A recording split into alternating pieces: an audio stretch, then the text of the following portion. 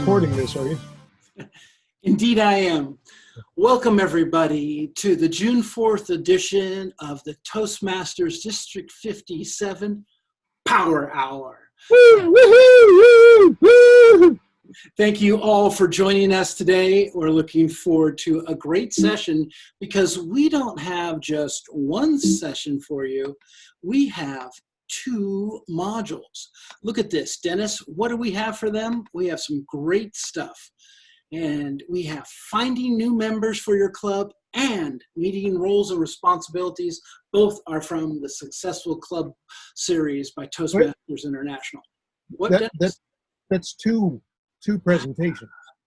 I know you've had a long day of working, but you didn't tell me we were going to have to do two presentations. That's not fair. Time to suck it up, Mr. Dawson. After all, you're quite ready and capable of handling this, I am sure. And ladies and gentlemen, it's time for us to introduce ourselves, but I'm going to ask Dennis to start by introducing me. Mr. Dawson? Do I have to read this? Precisely. Distinguished Toastmaster Brendan James Murphy joined the organization in 1997 and continues to be amazed at how much he continues to learn. Brendan has served in every club officer position and has led training for every club officer position. He is a past District 57 Table Topics champion and past District 57 Humorous Speech champion and a past District 57 Toastmaster of the Year, Brendan James Murphy. Woo, woo! Thank you, Dennis, for that well-read introduction. It's my opportunity to introduce you, sir, because not only are you a DTM, you, sir, are also a DTM. That's right, ladies and gentlemen. Dennis loves being a DTM so much, he did it twice. Congratulations to you. That takes quite a lot of effort to fulfill the objectives of the DTM twice in one Toastmasters career. So nicely done, sir. He is also a past District 57 district director and has served in leadership areas throughout the district and has done training for hours and hours for fellow Toastmasters in a variety of things on leadership and communication. Very lucky to have him tonight, and lucky because he's quite the star in his home district of 101. Just last Saturday, he won the Tall Tales contest with his famous Barbarian's beard. And before that, in District 57, he's also a past champion of the Evaluation contest. So I'm honored to lead with him. The tale I told was taller than any tale that has ever been told in the history of Toastmasters. And therefore, ladies and gentlemen, you just got an example of another tall tale by Dennis Dawson. All right, Dennis, you ready to dive on in? Let's dive right in. Okay, a little enthusiasm would be good. Let's dive right in. Dennis, how old is Toastmasters? Toastmasters is so old that the mice have to bend over. Yeah, okay. Well, 96 years is the correct response. The good news for you and me, Dennis, is our ages combined are not as old as Toastmasters. So, hey, that's a good sign for us. But in 96 years, Toastmasters has learned a lot about its program and continues to improve. And one of the things they like to do is share that wisdom and experience in the Successful Club series, which is a series of modules on how to have a quality club with quality meetings.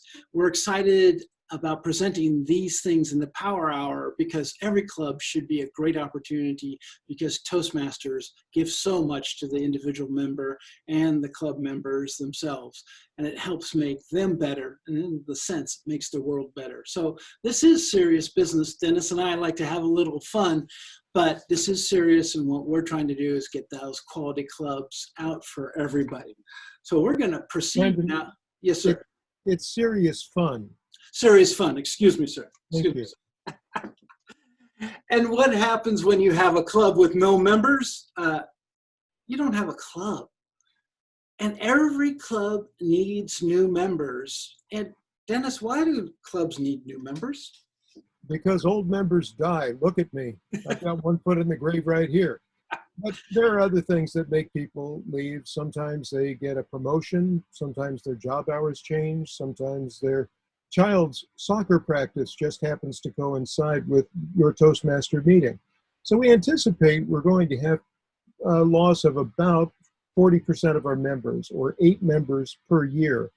Whether they leave Toastmasters or not, they're not necessarily going to come to your club anymore. So we have to continually keep the club alive by bringing in the members that are going to replace the 8 we anticipate will leave every year. And besides just having new members in the club bodies to fill seats, what is the advantage of new members in addition to having a full membership? Well, new members come in and they talk about something other than Brendan, who is going on and on and on about the stuff he cares about. Oh, tell us more about agile processes, Brendan. We can't get enough of your agile processes. No, we need to have it is impossible. Yes.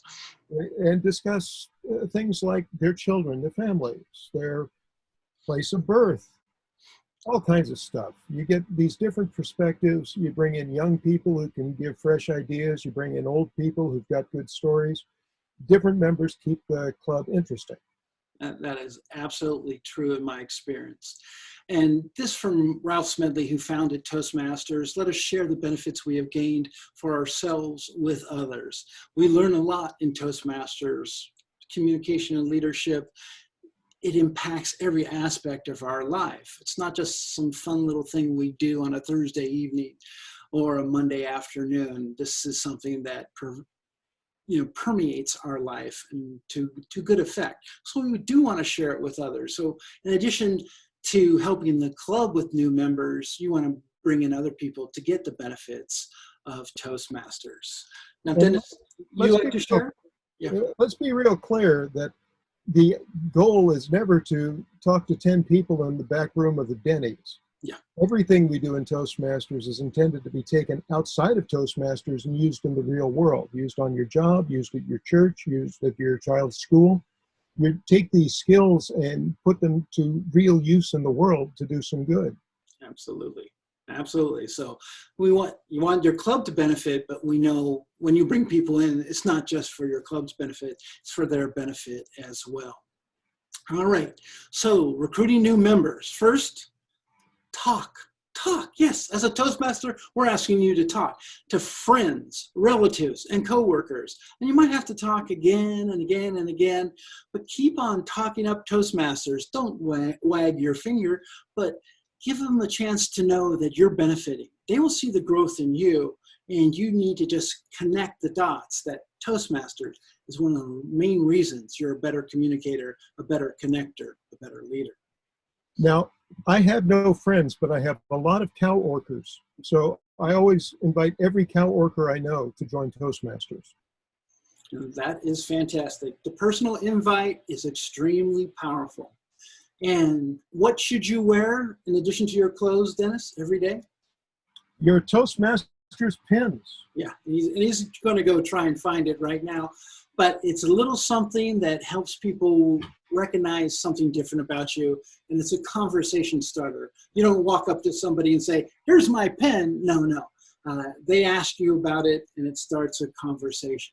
In addition to that, we have the Toastmaster magazine. There's online formats, and there's still the old format that's mailed. You might want to share that. That magazine contains a lot of communication and leadership wisdom in there, easy to read, and it's a lot of fun, and lots of pretty pictures for people like me. Dennis, however, likes words, don't you, Dennis? I like words. Okay, nicely done. Now, you distribute promotional brochures and flyers. I'm going to tell a story, Dennis. Can I tell a story? Okay. Oh, please tell us the story, Brendan. When I was at AT&T, we had a corporate club, and in the cafeteria, we were permitted to put some publicity, but it was kind of in an awkward location. Not everybody saw it when they got their lunch. And one time, somebody came up and said, hey, I saw your new flyer in the cafeteria, and that's why I'm here. The person became a member. The only interesting thing about this boring story I'm telling you is that that flyer had been up for 10 years. That person had been going to the cafeteria all that time, and 10 years later, they saw that flyer. So that's why it's important to keep your marketing and your promotions out there, because you never know when it will connect with somebody. In this case, it connected with an individual who was really ready for Toastmasters, and that person had a great time in the club. Don't you agree, Mr. Dawson? Oh, I agree. Yes. Just keep those things up. And I actually go and switch them every now and again. Usually once a month, I'll put out the new Toastmasters magazine and they have the leadership flyer, and then they have the communication skills flyer. I'll just swap them back and forth instead of leaving them up for 10 years. That's like littering. Consistency, I tell you, consistency. Now, we encourage you as a club to take the time and the effort to conduct a speechcraft workshop. This is a heck of a commitment because it is 8 sessions. Now, if you have a 2-hour meeting, you might do the first hour as speechcraft and the second hour as your regular meeting, just reduced. But if you have an hour-long club or a 90-minute club, the speechcraft is probably going to take all of your club time. So 8 meetings in a row is going to be dedicated to speechcraft. But Dennis, don't you think it's worth it? Well, speechcraft, yeah, but you can also get some mileage out of youth leadership, because oftentimes you're not necessarily going to bring the kids in, but you're going to bring their parents in. Get the word out about Toastmasters any way you can, and you're going out and doing some good in the community as well. Yeah, so this is a special way of advertising Toastmasters by getting people involved. And after they complete the speechcraft or see their kids involved with the youth leadership program, then that's when you ask them, oh, would you like to continue in this fun educational opportunity called Toastmasters? And then something about, what is it, the internets or the interwebs, I forget which, but yeah, that's just something that it's a fad, it'll pass. It will go away. My MySpace account is doing quite well, thank you very much. So yeah, leverage social networking. A lot of it's free. Some of it you might have to invest in as a club if you have a special event coming up. So be aware that that stuff is out there for you. And Dennis, do you have favorites when it comes to social networking? Okay, I've got lots to say about this. My clubs, all of our new members come in thanks to the Facebook, the, what do you call it, Meetup. Yeah. And these different applications. Very few people come in based on brochures and flyers anymore, frankly put. I would only really rely on flyers if I were in that line. You might get 1 or 2 people from a sign you put up at Starbucks, but in general, people are going to go search on the web for Toastmasters. They're going to find, they're going to come join your club, especially in this COVID time that we're dealing with right now.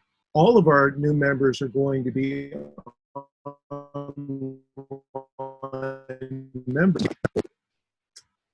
The opposite of an opportunity where we couldn't bring people in to a live meeting. Bringing people in and having them work online and learn how to run an effective meeting in Zoom is a real benefit that Toastmasters can bring today that we weren't bringing in the past. I also want to say something about the pins. I did reach around and find my pins. These are the old pins. Yep. Yes. That they used to have, and they were kind of tiny. So I've got the full set. I have them hanging on my DTM medal right there. But when I get my new DTM medal, I'm going to line it with these new style pins. Ooh, here.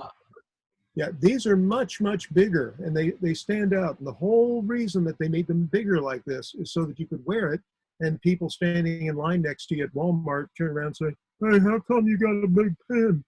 And then you can talk about Toastmasters. I wear my lapel pin all the time. Nice, nice. It's a good thing. Thank you so much, Dennis, for the show and tell. But I also want to mention one thing about social networking. There's one website out there that is really beneficial. It's not technically a social networking website, but it's the Toastmasters International website. And people often go there to find a club near them. So what should club leaders make sure is up to date on the Toastmasters website? Dennis?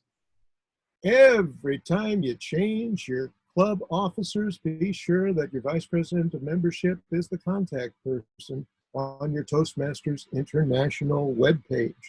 You got to have the up-to-date contact, of course, the meeting location, and the meeting timing as well. So make sure that's clearly communicated, because a lot of people will say, I've heard good things about Toastmasters. They go to Toastmasters International, and there's a find a club option there, and that's where your information needs to be spot on correct. And if the information's incorrect and they show up to the wrong place at the wrong time, we have lost that person forever, and they will go and talk about how terrible Toastmasters is. They can't even get the meeting straight.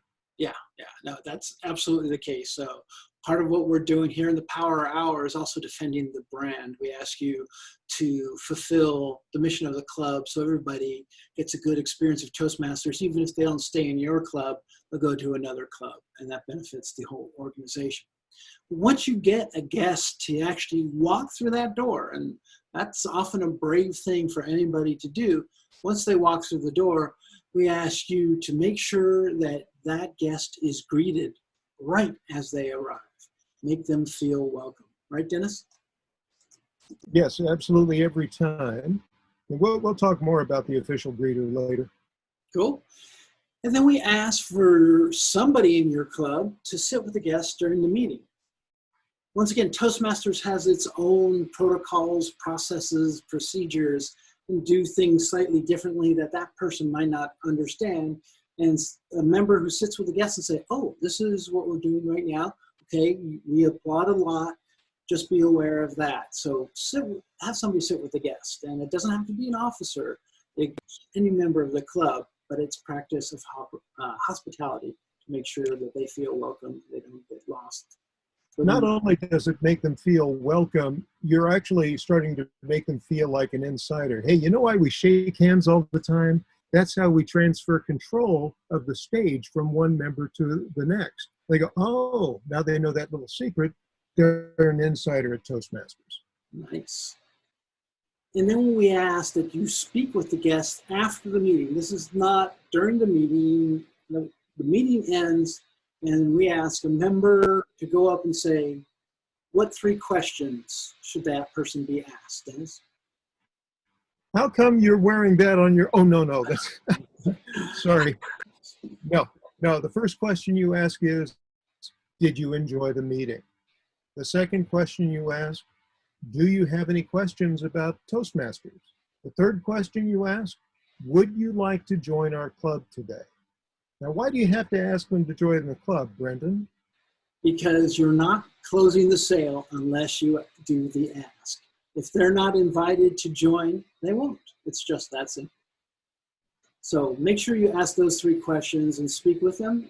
It's not pressure sales. You just ask those 3 questions nicely, gently, and see what their response is. If it's no, you wish them well, and more likely than not, at that point, they're still going to want to join your club.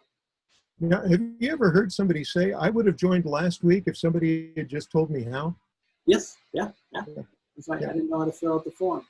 Now, some clubs have something called post-toasties, or maybe they just hang around and somebody says, oh my God, it's 9 p.m., I gotta leave. And you say, no, we're just gonna sit here and talk a little bit about stuff for a little while.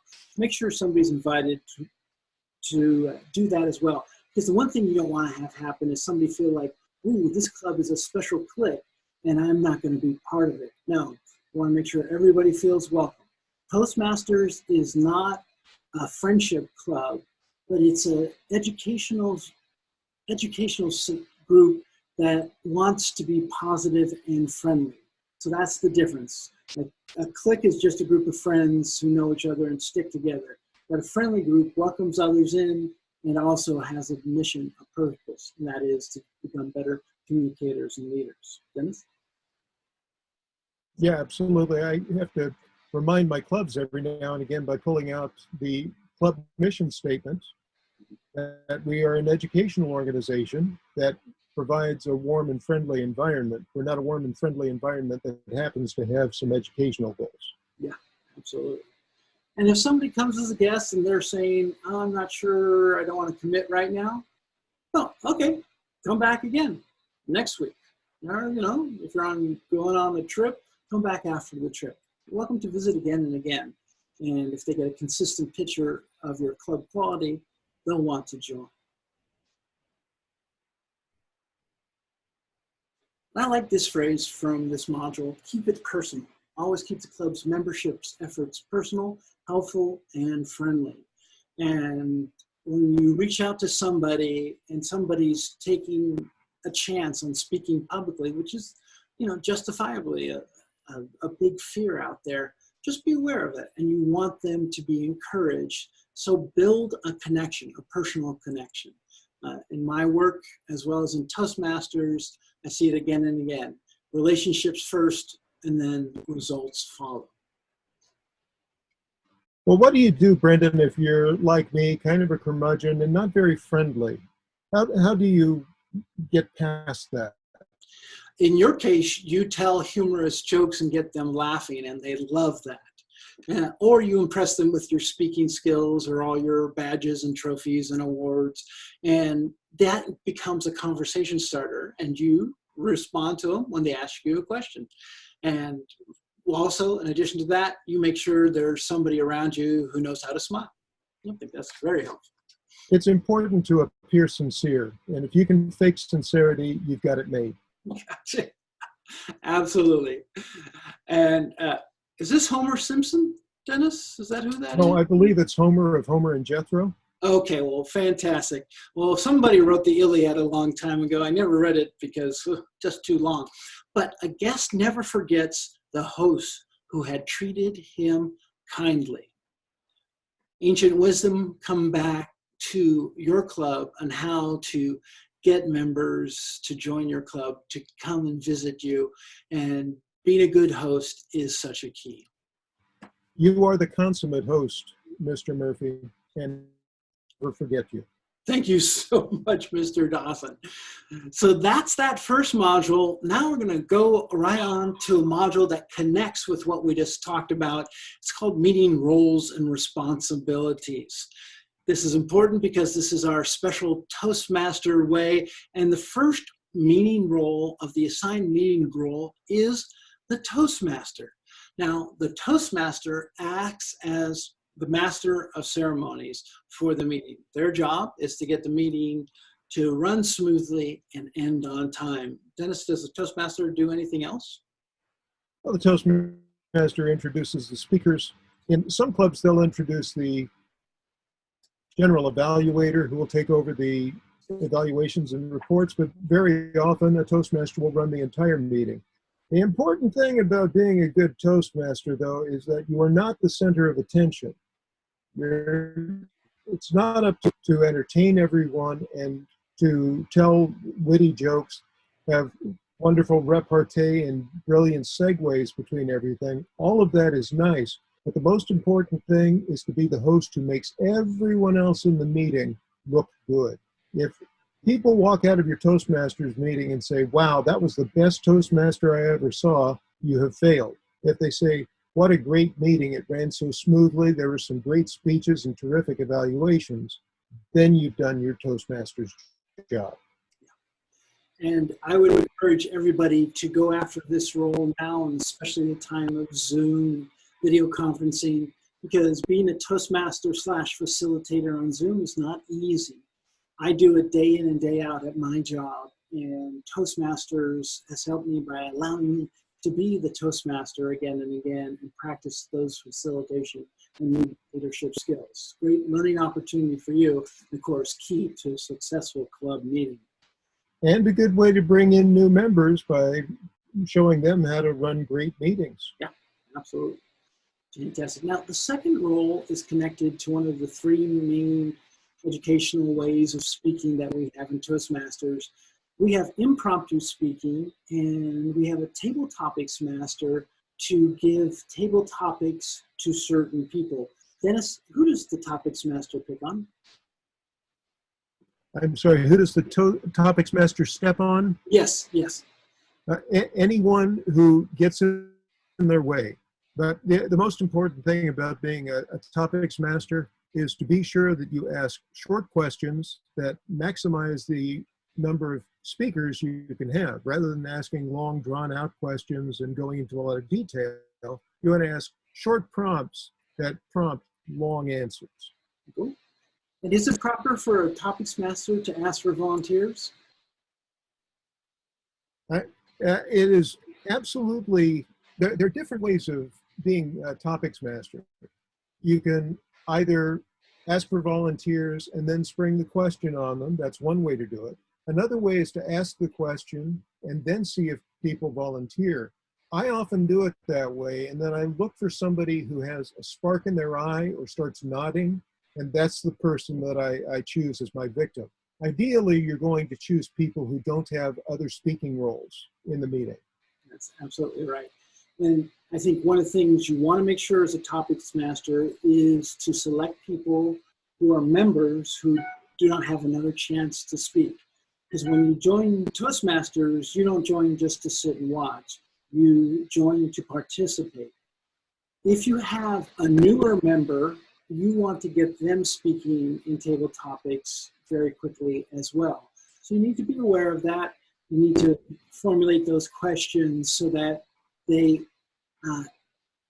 bring out a good story or a good response from the person who's taken on that opportunity to speak in an impromptu manner.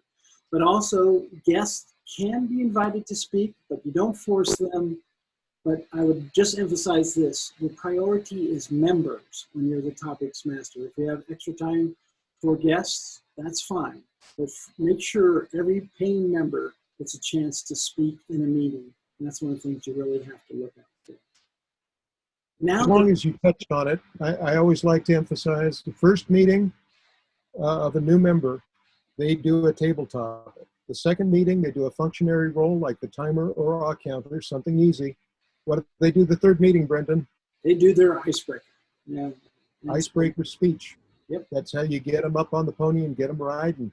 Gotcha. And speaking of speakers, the second way of speaking at a Toastmasters Club is prepared speaking. And those who are assigned speaker's role work on a prepared speech that is designed to fit the goals of their speaking objectives and pathways. And so they have certain things they're supposed to do for that speech. Toastmasters doesn't tell you what to talk about, but they tell you certain techniques and certain ways of speaking that you're supposed to practice in that particular speaking project. So a prepared speaker creates that speech tailored to those speaking objectives. And then as they come to the meeting, they are ready to go and give that speech. Dennis, should prepared speakers do anything else? Prepared speakers should prepare. It's funny. I'm a two-time DTM. I speak all the time, and I find that at my experience level, where you think, oh, he just kind of writes it and shows up and speaks, I practice my speeches maybe twice, 3 times as often as a new member. New people coming in should actually work harder on their speeches, and you would expect that they would, but this is something that the more experienced members really have to talk about, is the importance of practicing a good deal. I had one other thought about speakers. A lot of clubs, they say, oh, it's not important to do the prepared speeches or follow the lessons. We just like coming in and doing table topics. What you'll find is the people who are best at table topics are the ones who have done lots of prepared speeches, because prepared speeches give you things that you can draw from when you're doing impromptu speeches. That's a nice store to have in your head ready to go, so that when you have the opportunity to break out this great knowledge in a table topic, it's already there and well rehearsed. Yeah, that's absolutely true. So it's a great learning opportunity.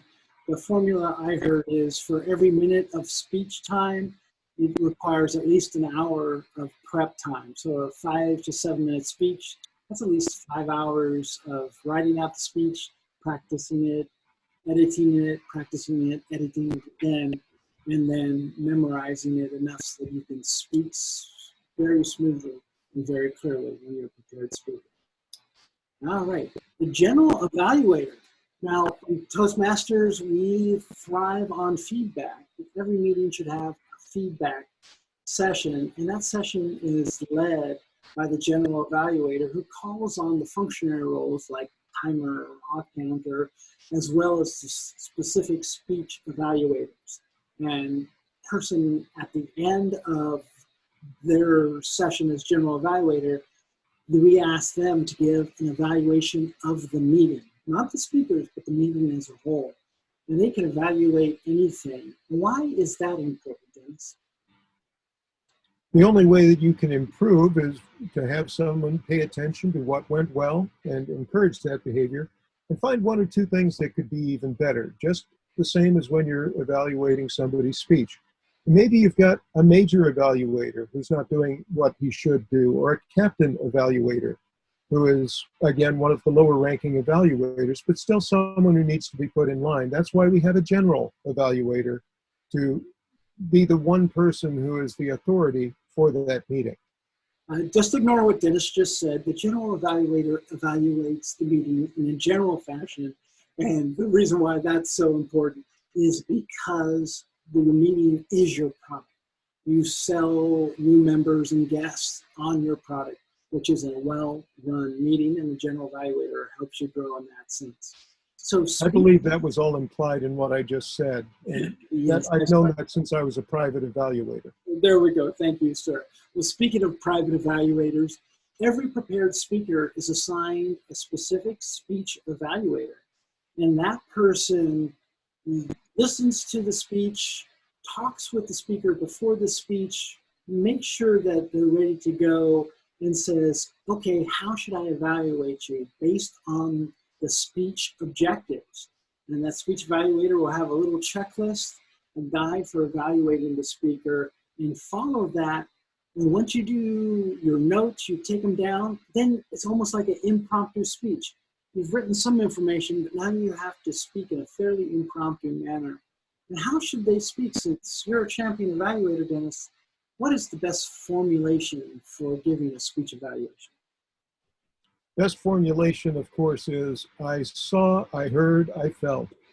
If I say, you, Brendan, you talk too much, you're loud, and I can tell from here you smell, that's all subjective, and I can't actually prove any of that. But if I say, I saw you up there sweating profusely, it made me feel uncomfortable, and I hear that you don't bathe often enough, well, that's what I saw, that's what I felt, and that's what I heard. And no one can dispute your own personal reflections. Now, it happens that tomorrow I'm going to be doing a speech project that will complete my first pathway. I'll be finishing presentation mastery tomorrow with level 5-2. I'll be doing a panel discussion, moderating a panel discussion. And a fairly new member who has just given her 3 speeches is going to be my evaluator. She sent me email saying, gee, I don't know if I'm ready to evaluate someone like you when I'm a beginner Toastmaster. And I had to fire off a message to her right away. She is the perfect person to evaluate someone like me, because I've heard from all the experienced Toastmasters, it's the new people coming in who are going to give me fresh insights on how I can improve. I've been a Toastmaster for 13 years, Brendan. Do you know why I'm still in Toastmasters? Why, Dennis? To continually build my public speaking and leadership skills. So I need all evaluations so that I can consider fresh ideas to continue to improve. We talked earlier about newer members, and this story that you just mentioned there, I think is extremely powerful. That new member is going to have a different perspective on you. And the speech evaluator shares their own perception, their own opinion. It's not speaking for the group or Toastmasters International. And they share that, and you learn a lot from having different speech evaluators like that new member of your club. It's a very powerful role, and you'll find that the evaluations in Toastmasters, it's a great leadership skill, because we ask our evaluators to evaluate in such a way as to motivate the speaker to speak again while growing in their skills. Oh, is this an important position, the timer? Why is that important, Dennis? Why would the timer be important? Brendan, I believe I have mentioned before that when I practiced my first icebreaker, getting ready for my first speech in Toastmasters, I wrote it down. I got into a room. I timed myself, and it was 13 minutes long. I had no idea how long it would take to read 4 pages of stuff about myself. A lot of people think Toastmasters is about getting over a fear of public speaking. That's not true. You get over the fear of public speaking when you do your icebreaker. If you get through that, you've conquered your fear. Now, Toastmasters didn't teach me to get up and speak. It taught me to sit down and be quiet. And it did that by putting a time box around my speeches so that I wouldn't go over long and bore people to death. And this is a surprisingly important skill in business. I found being aware of time. In my job as a Scrum Master, you have to time box things, and just being aware that you need to keep on timing things, 15 minutes, 5 minutes here, or whatever. This is what you practice as a timer, and you think, oh, it's just a minor functionary role. No, it's key. It keeps meetings on time, and we respect everybody's time. But it's also a little difficult to pay attention to a great table topics and then realize, oh my God, somebody's already at a minute. So being able to focus on both the timing and what's going on, it's a good way to learn multitasking that you'll need as any meeting leader. And being able to pretend that you actually turned it on time and lift the cards a little bit off schedule. That's a skill all of its own, something you learn only in Toastmasters. Yeah, please delete that last comment when you edit the recording, sir. Off to the grammarian. And why is a grammarian important? That sounds like elementary school, Dennis. The grammarian is important not just because we're going to watch for errors when people speak and try and catch them for not pronouncing a comma properly. The grammarian also looks for excellent uses of language. And this is something that other people can emulate. A great grammarian is going to have a balance between pointing out things that sounded particularly eloquent and areas for improvement. It's important to remember that many people, of course, don't have English as their first language, and that's the major growth demographic in Toastmasters. It's helpful to point out grammatical problems. It is not helpful to continually beat people up over the same grammatical problems. So a little bit of compassion and individual work in some cases is going to be a lot better as in the grammarian role. In general, you want to pick on things that are going to be instructive to everyone in the group, rather things that are specific to one individual. Yeah. And Dennis, what did you major in college? I majored in English. I spent 5 years studying a language I was speaking practically since birth, and I barely got through college. And what is your profession? What do you do professionally? I am a professional writer. I write for money, and I get paid more than a police chief or a fire chief or a head nurse. Why do I get paid more than those people? Because writing is hard, and we need help. That's true. So somebody like you, I mean, you have to be the grammarian every time, right? Yes. I'm like Abraham Lincoln. He who proofreads his own work has a fool for a proofreader. No. Well, once again, Dennis, you answered incorrectly, but I'm sorry. The idea is everybody gets a chance of being a grammarian, even if English is not your first, second, or third language. We ask you to practice that, and in practicing, you grow an awareness of how to use words properly in the English language. So it's a bit of a stretch, and you may not be the great grammarian the very first time, but you're going to get better at it again and again. And then every once in a while, somebody like Dennis comes along. That's fantastic too. But everybody should grab this important role, as well as this vital role. Or like Dennis, what's this? 1, 2, 3, 4. Yeah. Oh yeah. That's right. What is that role, Dennis? The counter. Yes. At this point, thanks to Toastmasters, people may notice I have removed almost all filler words, even when I'm talking for an hour, as I am here. Prior to Toastmasters, I used to say so very often that one of my subordinates at Oracle used to pull out an air bass every time I spoke. And when I would say, he'd go, no, no, no, no. We're going to have this meeting next week. And no, no, no, no.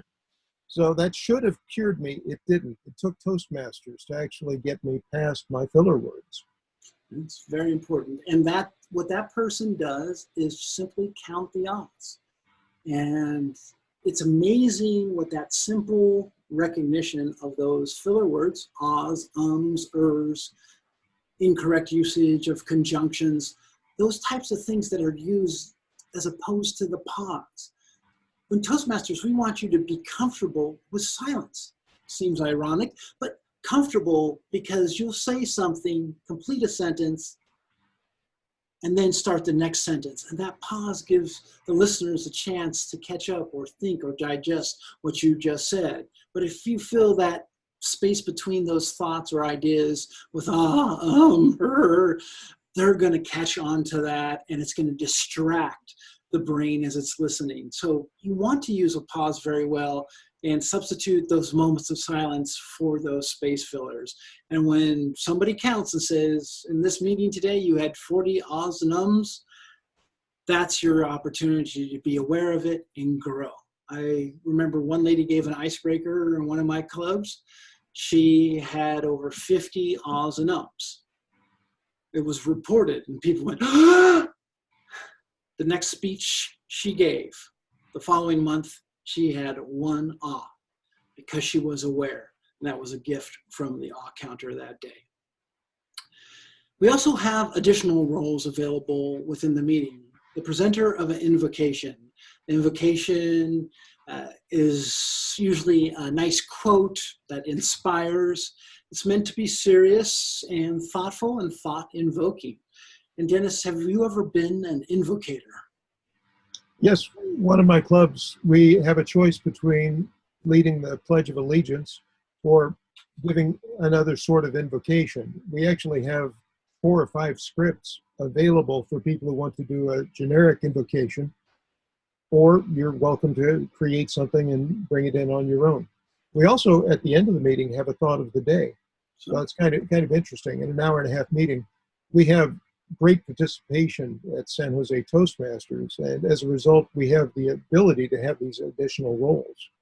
And these are great learning roles. Providing a serious thought is not easy, and especially the next role is not easy as well. Being a good joke master, telling a joke that's appropriate and garners a laugh and delivered in such a way as to get the laugh. Hey, Brendan. Yes, Brendan, knock, knock. Who's there? Interrupting cow. Interrupting cow. Yeah, why did I have to get that one? So yeah, the Joke Master is a great opportunity to learn. Dennis started studying joke books when he was 6, and he's been used to telling jokes ever since. In my family, I didn't get that gene. My brothers are the funny ones. So this is a great opportunity for me to learn and to fail. But there's something else about using humor in a meeting like this and practicing in Toastmasters. When you're in a business meeting or community organization meeting and you use humor that may not be super funny, but is non-offensive, and it fits the environment, people look at you as a leader, whether you're the leader of the group or not. So you're going to want to use humor. And if you want to learn how to do it well, practice it at Toastmasters as the Joke Master, because we practice the type of humor that you would quote unquote call safe. And that's very important to practice if you want to be recognized as a leader through the use of humor. Hey, Brendan. Yes, sir. Knock, knock. Who's there? Interrupting pig. Interrupting pig. Boink. I tell you. Now, here's an interesting role. Some clubs vote on the better or the best speaker, the better or the best evaluator, the better or the best table topics respondent. And it's another way of giving feedback. I personally like it when a club does that because it's just another input. Dennis disagrees with me, so just ignore him on this one. But the key is you need to identify who's going to count the votes fairly, because once again, we want the fair and honest feedback. And you probably want somebody to be the vote counter. In my clubs, it's usually the table topics master, because that person won't be doing a prepared speech or an evaluation, and they won't be eligible for table topics. But it could be another person who does that as well. And what you want to do is empower that person to be the tiebreaker. So if somebody's counting the votes and it's Brendan 5, Dennis 5, that vote counter is going to know that Brendan was really better. You vote for Brendan, he breaks the tie, and then I get that kind of feedback. Good feedback doesn't take away from what Dennis did, but it's part of that. Now, Dennis, you might have a different point on votes and voting. That's too long a discussion to put here. I'll just say that this past weekend I gave a speech and someone else in the club gave a speech. I actually had not read the instructions very carefully and delivered a really interesting speech where I used the Zoom background to do some fancy effects. People loved the speech, but I hadn't followed the lesson carefully. The other speaker had followed the same lesson, but she had done it extremely well. And so when it came time for a vote, I voted for her, but everyone else voted for my speech because they liked it better. And this is part of my problem with the voting for the best speech. We're often comparing apples and oranges, and that's not necessarily something that I would expect to see in a self-education organization. Absolutely. And just remember, it's part of the feedback, not the only feedback in Toastmasters. And I like this role, Parliamentarian. Dennis, I can barely pronounce that. What does that mean? The parliamentarian is someone who is well-versed in Robert's Rules of Order. Every now and again, you do have to conduct elections, and you have to vote for example, things that you're going to spend your money on in the club. Toastmasters as an organization follows parliamentary procedure based on Robert's Rules of Order. It's important that you have a parliamentarian to be sure that everyone is following Robert's rules. That's the way you can get a group of people to come to consensus, even though not everyone is going to agree. You're going to have people with different opinions, but you can all agree on what the policy will be, even if it's not the one that you would choose yourself. That's good. And parliamentary procedure is a great thing to practice in Toastmasters. It helps you run very structured, decision-based meetings. So having a parliamentary is a great way to learn and a great way to make sure you grow. In addition to those in-meeting assigned roles, there's also club officers' roles. The most important role in the club is the sergeant at arms, because that person greets individuals at the door, makes them feel welcome, and makes sure everything is set up for success. No sergeant at arms, no successful meeting. That is key. Right, Dennis? We actually, in San Jose Toastmasters, again, we have an additional role, the official greeter. This is the person who takes the role as people come in, greets guests, but also greets the members as they come in very warmly and shakes their hand, gives them their name tag. When a guest comes in, it's the official greeter who first welcomes them to the club, or the sergeant at arms welcomes them, but then steers them over to one of the club officers, usually the vice president of membership. If the membership is already taken, then VPPR, the president, everybody gets a buddy, typically a club officer. Then leaves the sergeant at arms free to go back to the door and greet the next guest who comes in. These are all important roles. The next few roles we'll go through rather quickly in the interest of time. The president, of course, starts the meeting officially, and gets everything running, and turns control over to the Toastmaster, who runs the educational portion. And then the president needs to run any business discussion that goes on there. What else does the president do, Dennis? The president makes any announcements and takes the club through any business before the end of the meeting. Yeah, very important. Vice President of Education, that seems to be an important role. What does that person do? Well, the Vice President of Education schedules the meetings. They're actually the person who is responsible for putting together the agenda, being sure that the roles are balanced and people get a fair opportunity to speak and earn their educational awards, but also get a nice mix of all of the functionary roles so that they get the full experience of Toastmasters. That's absolutely the case. Now the Vice President of Public Relations, that sounds interesting. Do they have any fun, Dennis? Well, now we're talking about what they do in the meeting. Mostly the VPPR complains to everybody, why aren't you giving me articles? Why aren't you passing out flyers?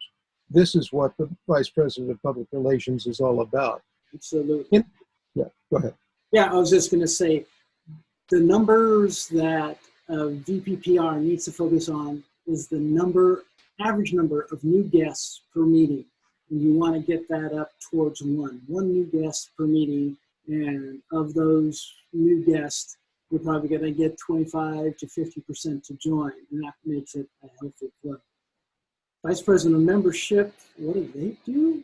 Sign them up, but the Vice President of Membership also teaches everyone in the club how to fill out the membership form so that if they're not at the meeting or they're busy talking to another guest, anybody can sign anybody up as a new member. Gotcha.